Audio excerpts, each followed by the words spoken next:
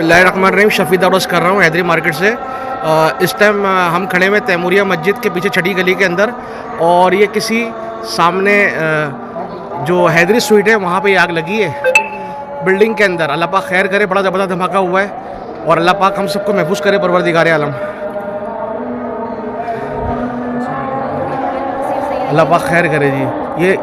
ये आवाज़ पूरे शहर में सुनाई गई है। अल्लाह पाक खैर करे, परवरदिगार।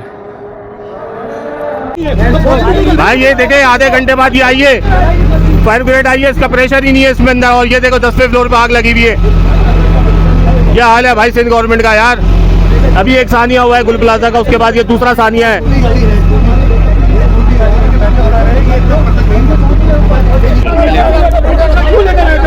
भाई यहाँ पे ब्लॉक में मौजूद है। ये हाल है हमारी नाहल सिंध गवर्नमेंट का। एक फायर ब्रिगेड की गाड़ी आई है, वो भी दूसरे फ्लोर तक इसका पानी नहीं जा रहा है। 10वें फ्लोर पे आग लगी हुई है, 10वें फ्लोर पे आग लगी हुई है। इतना बड़ा सानिया अभी इस शहर के अंदर हुआ है गुल प्लाजा का, उसके बावजूद भी जो है लोगों का एहसास नहीं है। ये आप देखें, लोग निकाल ले, पानी का प्रेशर ही नहीं है। निकालो।